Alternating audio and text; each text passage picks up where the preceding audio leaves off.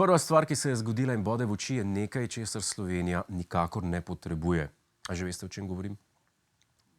Samostojne države? Dobro, eni tudi to pravijo, ampak nisem tega mislil. Ena druga stvar je, ki je Slovenija nikakor ne potrebuje. To so nove stranke s starimi obrazi. Zdaj, če se smem izraziti strokovno, isto sranje, druga pakunga.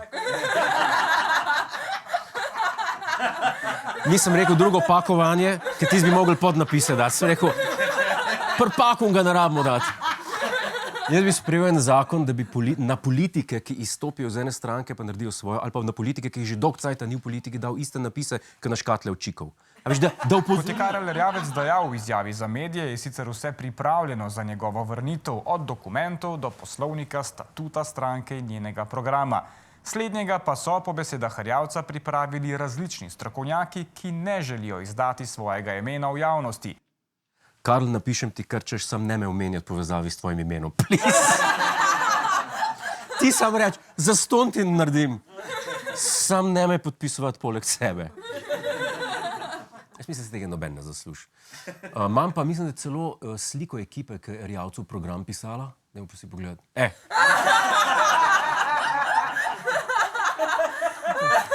To je to. Takle imamo.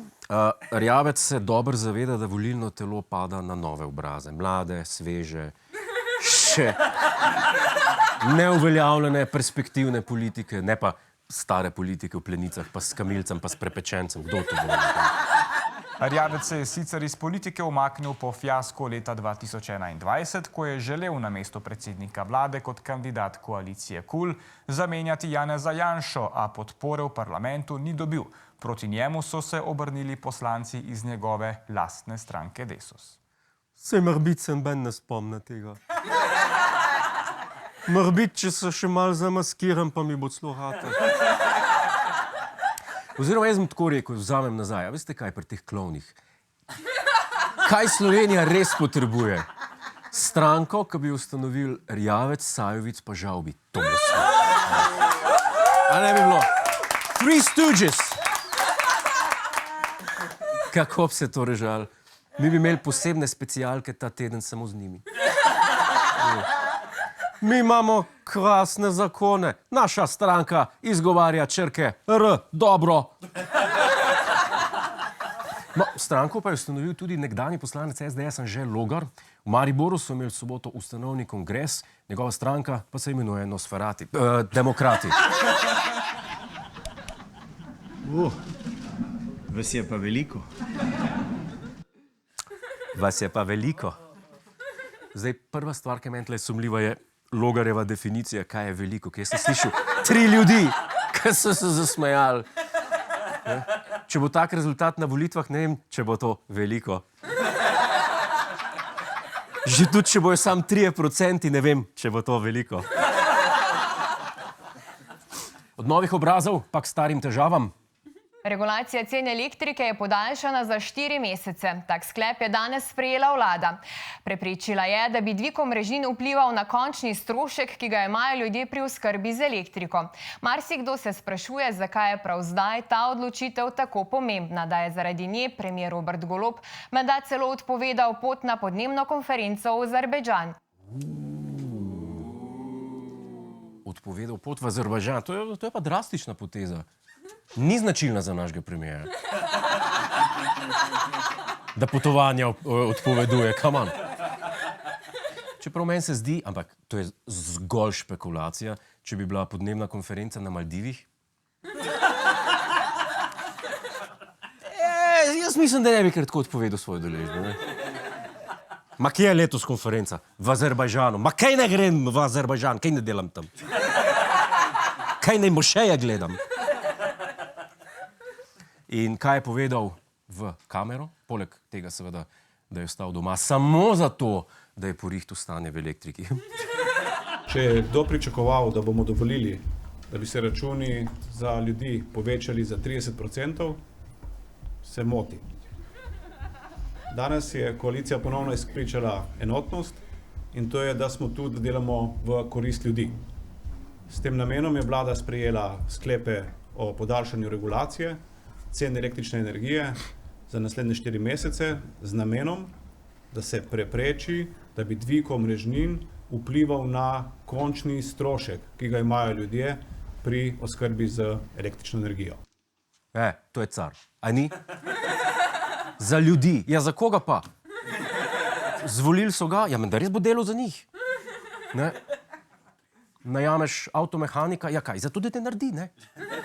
Za tebe. Gospod premijer, paradajz se je podržil. Ma če je kdo mislil, da bomo pustili na vladi, da bodo državljani plačevali drag paradajz, se moti. Mi bomo sprejeli odlok za regulacijo paradajza. Gospod premijer, bitcoin je nekam visoko. Če je kdo mislil, da bomo na vladi pustili, da bodo državljani plačevali drag bitcoin, se moti. Mi bomo sprejeli odlok za regulacijo bitcoina. In pazite zdaj to je pa zdaj resnično. Našega premijera sem večkrat poimenoval za ambasadore za poceni tok. A je res? In vi ste se mi smejali. Ste se mi smejali ali ne? V brk ste se mi smejali. No, zdaj pa to pogledajte. Za vse tiste, ki vas pa skrbi pranje po noči, ker ne želite motiti sosedov, približno enaka cena je, če to naredite čez vikend. Boste pa šparali ravno tako. Ni treba, pustite sosede spat, vi pa dejte čez vikend, čez dan, pa boste vsi srečni. Če ni to ambasador za poceni tok, pa jaz ne vem, kaj je. Človek je povedal, kdaj perete lahko, da boste prešparali.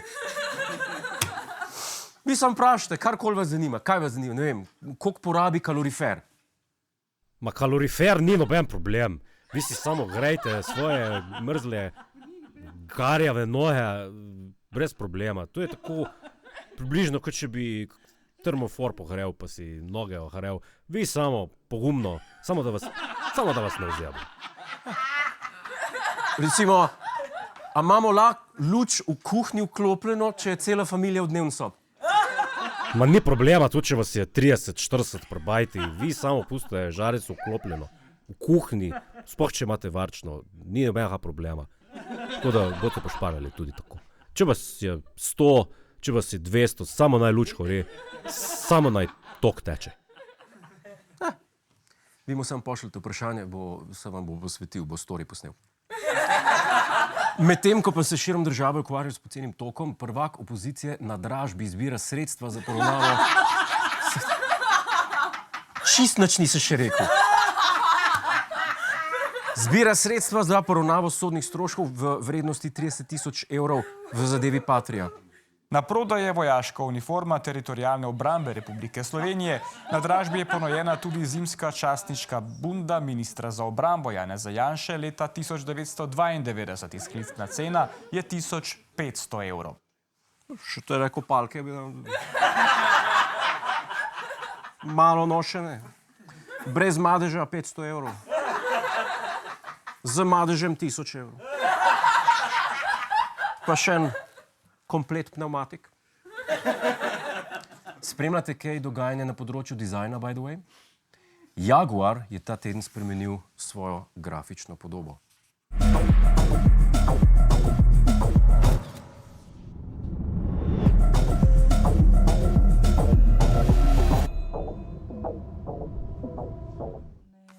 Vam je všeč? Ne. Ja, pač časi se spreminjajo, trend se spreminja. In skladno s trendom bi bilo prav, da tudi Slovenija spremeni svojo grafično podobo. Mi smo pripravili eno oglaševalsko kampanjo za Slovenijo za naslednjih 20 let.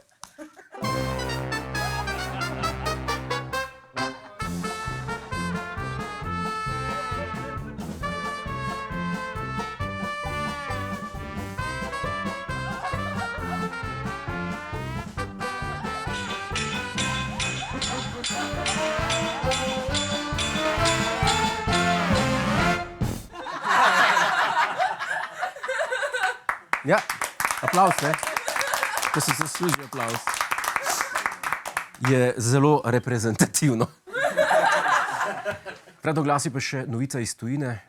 Le kaj se je zgodilo nekdanjemu voditelju Tonight Showa Jay Leno. Poglejmo si. What on earth happened to Jay Leno? Oh, your poor face. Look at my eye. Oh my gosh. Jay Leno is all bruised up. The left side of his face is black and blue. His eye is swollen shut. And look at his injured wrist. Baje je Martinoval na eni osnovni šoli, pa ste ga Stojmenova pa Vonta zasačili pa pretepli. Hej, preden greš, klikni tukaj in se naroči na naš YouTube kanal. Imamo pa tudi TikTok, Instagram in Facebook, tako da le urno.